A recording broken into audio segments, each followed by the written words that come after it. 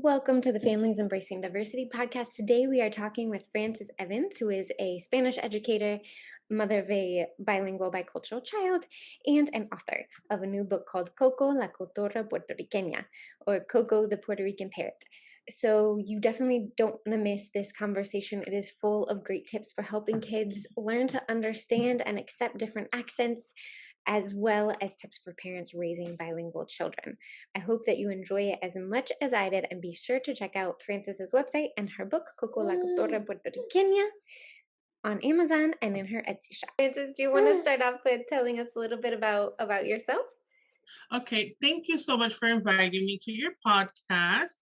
My name is Frances Diaz Evans, and a lot of people on the blogging community know me as Frances from Discovering the World Through My Son's Eye, where I started blogging about actually discovering the sun from my son's eye when he was 4 years old. He's 13 now, and really was more about my experience on raising a multicultural and bilingual child. And now, many years later, it's become a resource for bilingual parenting, multicultural parenting, resources on Puerto Rico, books, Hispanic heritage.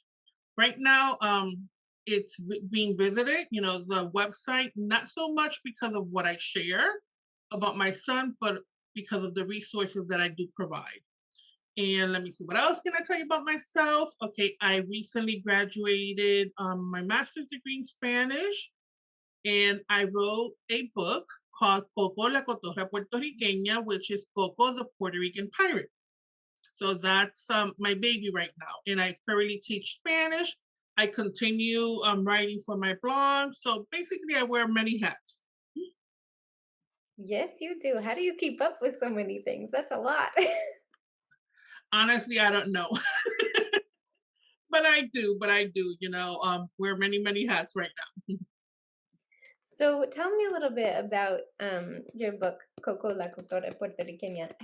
What led you to write that book? Okay. I was taking a course during grad school on linguistics, and one of the topics that we were supposed to research was animal communication. And I was looking for animal communication, and I came across this research conducted in Puerto Rico about the Puerto Rican parrot. The Puerto Rican parrot is an endangered species, and there's a program called the Puerto Rican Parrot Recovery Program. And one of the scientists there noticed that the parrots that were in captivity sounded different from the parrots that lived in the wild. So she took a couple of years conducting her research, and she realized that they squawked differently from the ones in the wild, and they were concerned that these parrots, the ones in captivity, wouldn't be able to live in the wild or be accepted by the other parrots. So, of course, I used that research study for my course, and it was also the basis of my children's book, Coco, la Cotorra Puertorriqueña, the Puerto Rican Parrot. Mm-hmm. That is fascinating. So, without giving away the story, what did they find out? What happened? That the parrots in captivity developed a dialect very different from the one in the wild. So, because it's a recovery program, to keep them there for a number of years, and they're being raised and cared by humans and also by other parrots in captivity. So, basically, let's just say that Coco, the Puerto Rican parrot, is a very special parrot. And I'm going to go ahead and say, since he developed a dialect, so the whole story goes on, that he's excited to be free, but when he goes out into the wild, he has this dilemma that the other parrots are not accepting him. Yeah. That is an important story, and something within my family we relate to very personally, because Spanish is my second language. So I've got an accent in Spanish. My husband's got an accent in English, and my son speaks Spanish like it's a second language. So his accent is good in both, but he makes mistakes as he's speaking. So it's definitely good to be able to hear stories that sort of help you relate to that. So obviously, your book can help kids understand how to embrace accents and people who speak differently. But what else would you say parents can do to help kids learn to embrace different accents? Okay, well, we're gonna have to start really thinking about that we as parents are our children's role model. You know, we are the role model, and what we do obviously affects the children. And we also have to just look into ourselves and unpack our biases too, because we're bombarded with so much negativity out there, about anything, negativity about anything different, culture, language, or whatnot. And my first thing that I want to tell parents is look at yourself. Do you have friends, genuine friends, that are not from your culture or speak your same language? So you're the role model, you're going to set the example. If you don't, I think it's time for you to start looking for friends, to expand your circle because your children are looking, so because we tell the children, oh, make friends, if you see that one child sitting by himself that he sounds different or he looks different, go be their friend, don't, just make them part of your little friend group.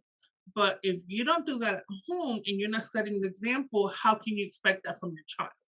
So I guess that's the first one. And then the second one with the book is so they can know that although you sound different, or even look different, because the Puerto Rican parrot, they all look the same. They're the exact same.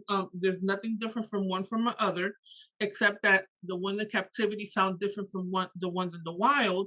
Is that although we sound different, we're really basically all the same. So I think that's the first thing, obviously, and then second, watch TV programs in the second language.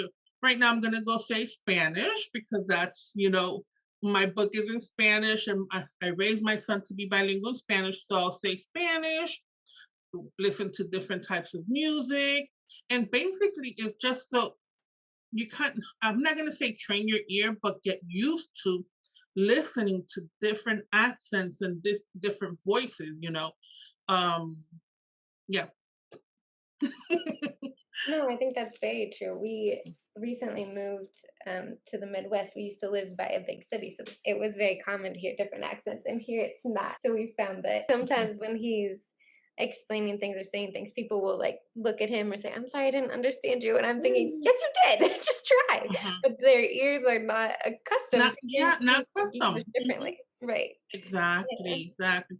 And then another thing I want children to take away from the book, and even parents, is how would you feel in other person's shoes?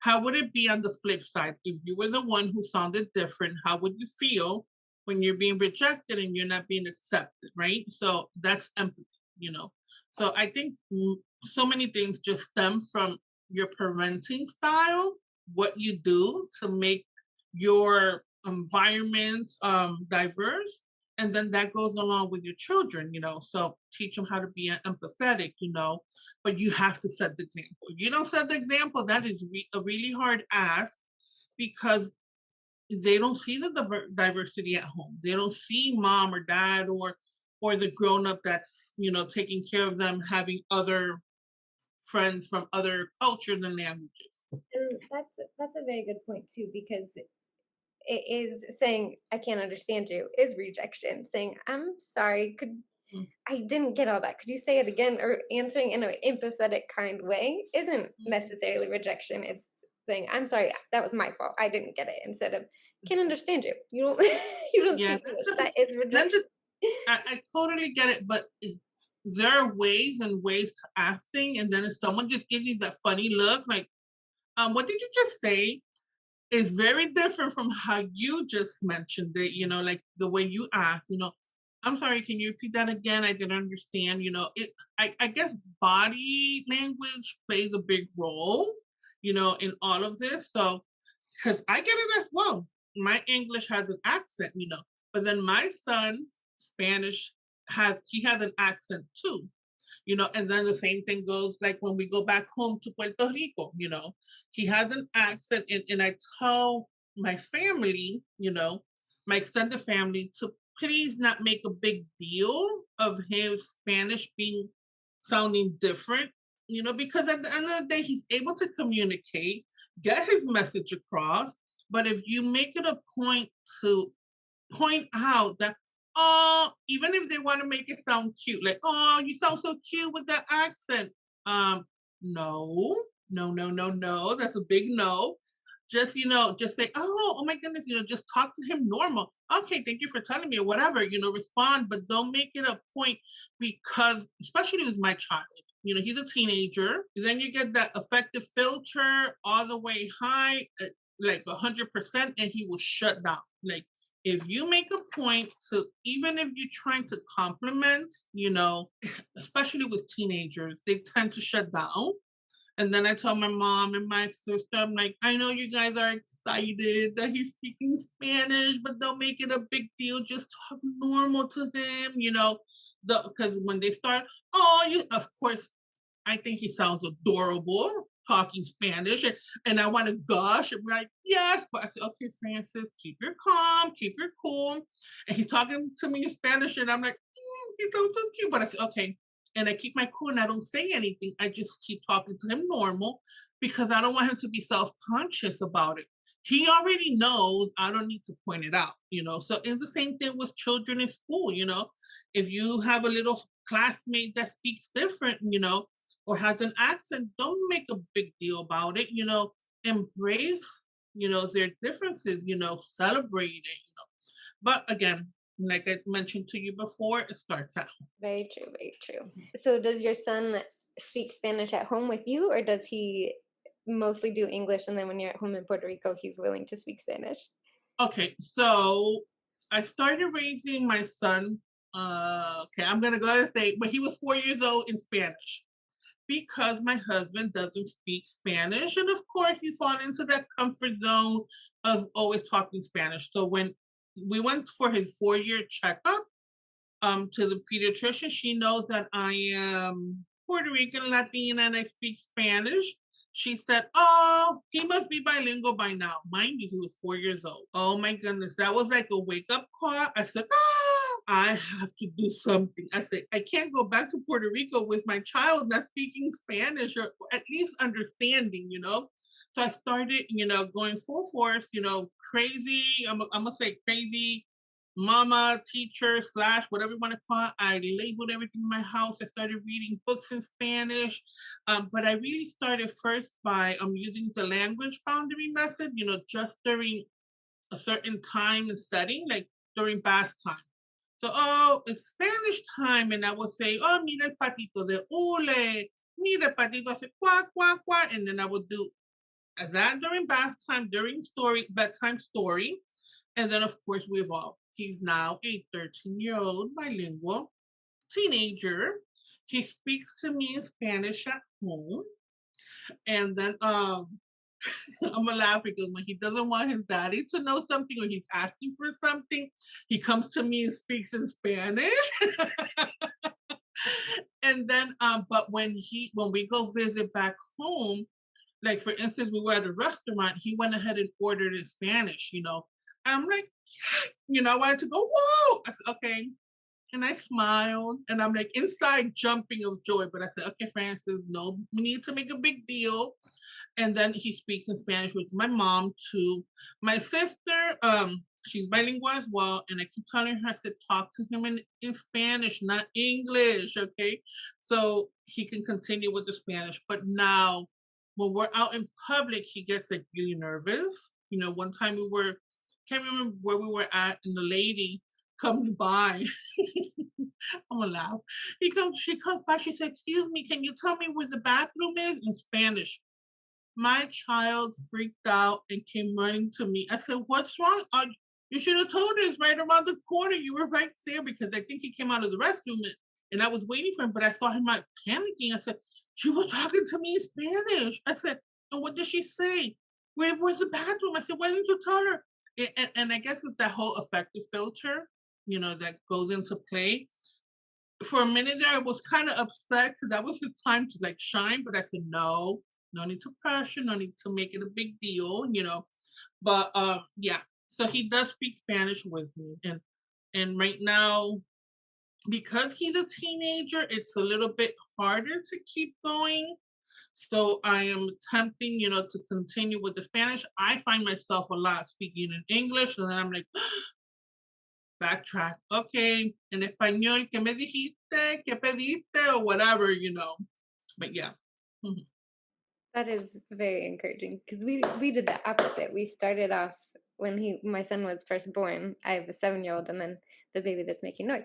And when my son was first born, I had just finished studying Spanish and language development. So I was like, he will not talk to anyone who speaks English until he's 3, which was not realistic. But I know. when he was a baby, he spoke a lot more Spanish than he spoke English, and now it's pulling teeth to get him to speak Spanish because it's not cool anymore, and he's at Mhm. school and this and that. So, and I have a lot of friends who struggle with the same thing. Like they try, but their kids just don't Mm. want to do it. So that's encouraging that you were able to start when he was 4 and now he's 13 and he still has the skills, even if he doesn't Mhm. always want to use them. Yeah, no, and the funny thing is that right now he does speak Spanish and he does it, and he comes to me. He says, Mommy, what does this mean in Spanish? Because I think it's this, but it doesn't sound right. He's doing it himself. But I did go through the stage where he was, I think, 8 or 9, that he did not want to speak Spanish, read Spanish, or do anything. And I remember we're sitting in the dining table and I had him reading something, and he just go, I'm like, what is wrong? He said, I hate Spanish. Vanessa, that was like, he could have just slapped me, and I think it would have hurt less than him saying those 3 words, I hate Spanish. And why do I have to learn Spanish? Ooh. And I said, okay, let me stand up because I was so upset. I said, let me stand up. I'm going to remove myself from the situation because I am so passionate about this. I believe in it so much that when he told me that, it was like, like it was like I felt my whole world come down, and I stopped. I said, okay, we're not going to do any more Spanish. It was killing me inside. I said, we're not gonna do any more Spanish, and it's fine. We're not gonna do it. Okay. So we're just gonna leave it as is. And I let him go through that phase of saying, I hate Spanish, I don't want to learn Spanish. But luckily it didn't last long.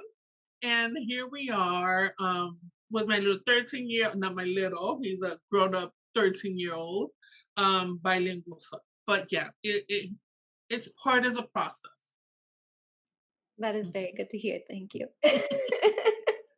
I will rest assured that one day he will come back to it because I think it does kind of go back to the rejection thing. Like half of your family only speaks this language. You don't get a choice, Mhm. but you do have to let them live their process and Yeah, live their lives and make their choices. Do totally. you mentioned that bilingualism is a superpower. What did you do to get him to buy into that? Because it sounds like he did. He came back to it. Oh yes, definitely. I think I mentioned that when you repeat something so many times, and there's like these positive affirmations, and you repeat it, repeat it, repeat it. Like thoughts are things, or things are thoughts. Anyway, I can't remember which one is it, but the thing is that when you repeat it so much, it becomes part of you. And it's something I will always tell them. I will tell them, bilingualism is your superpower. You're able to communicate with your familia. When you become an adult, you may not see it now, but when you become an adult, it's going to be an advantage, and you're going to be excited that you do know Spanish and you can communicate with other people. You're going to have better job opportunities. And we watch a lot of TV shows in Spanish, listen to a lot of music, children's music in Spanish.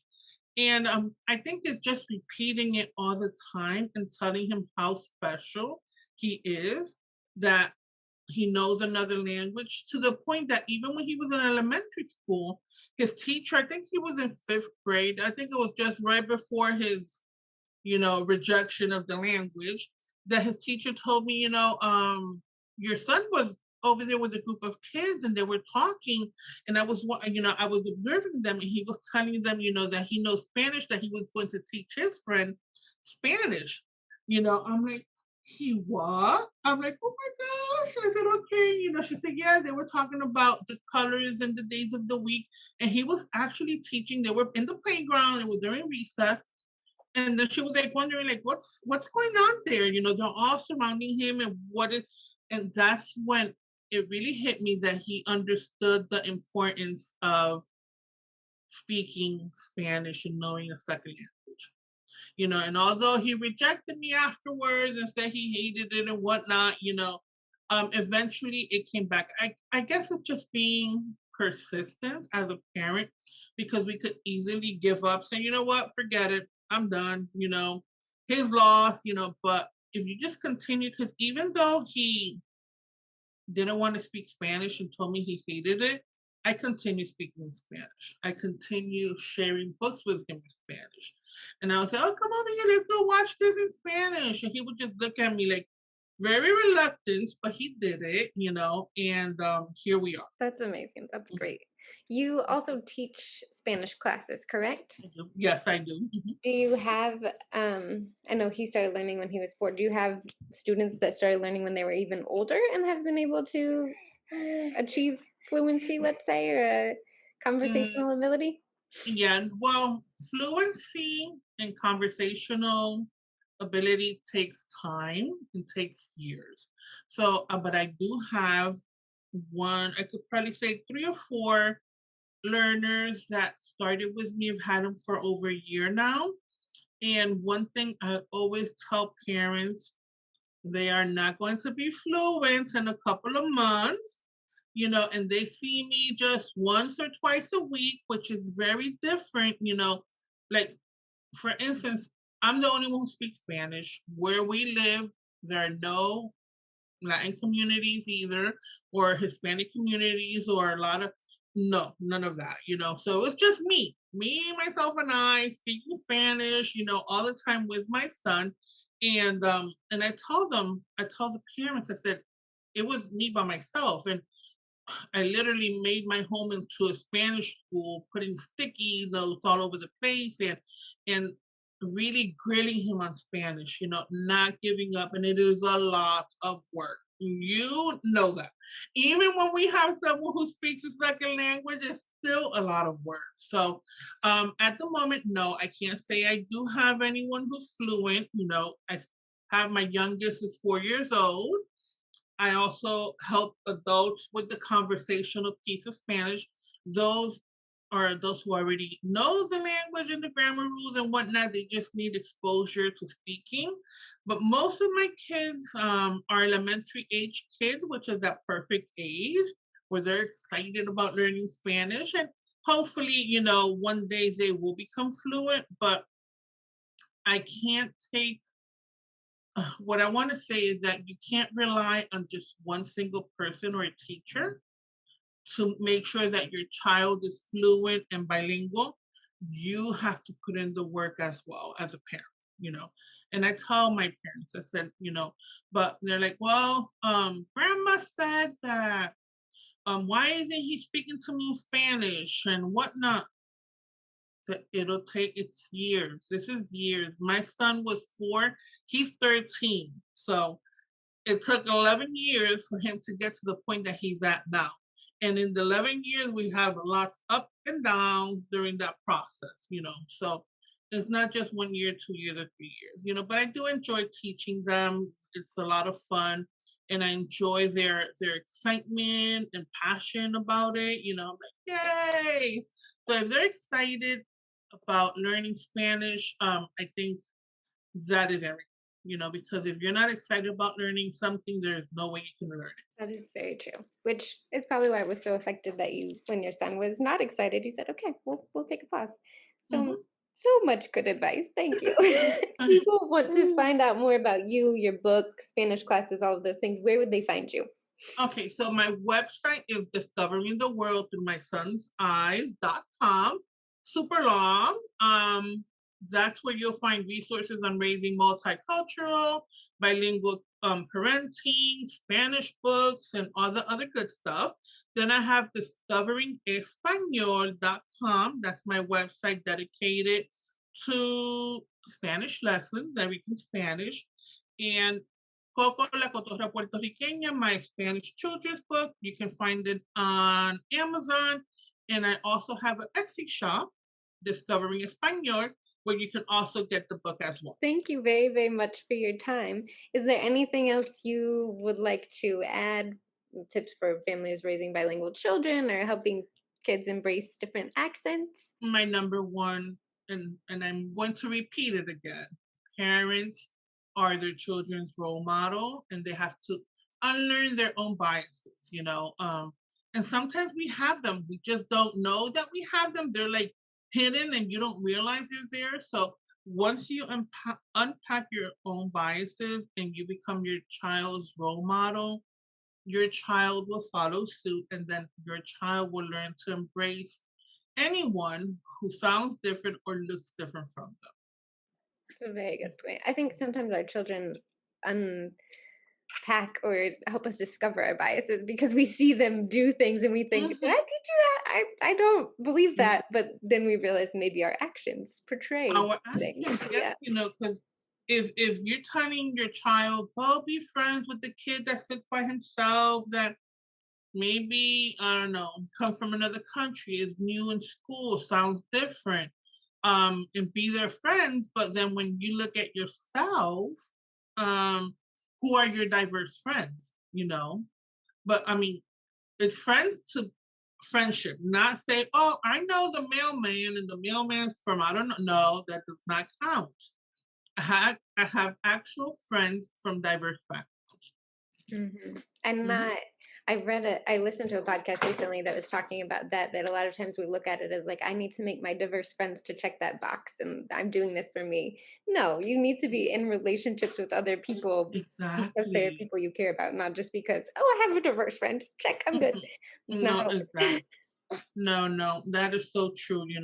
You have to be friends, have an actual relationship with them, and then your children will follow, It's like my son, he has friends from diverse backgrounds and close friends. Why? Because he sees it in mommy and daddy as well. Very true, very true. It sounds like you're doing a wonderful job with your son. He Thank sounds like a you. wonderful human being. Thank you so much. Well, thank I'm you trying for to do my sharing. little bit of teeny part, because once he goes out into that world by himself, mommy and daddy are not going to be around. So I want him to have those roots, that knowledge, that empathy, and also, just be himself and Yeah. accept others, and I know he will because he has friends from different backgrounds, but to continue that into his adult life. Yeah, that's definitely important. And if it's been ingrained in them since they're little, it's natural instead of something that you have Yes. to figure out how to do as you get older. Um, exactly. Very, very true. Well, thank you so very much for your time, and I will make sure all the links are in the description. Thank you. I appreciate it. And thank you so much for inviting me. No problem. Thank you.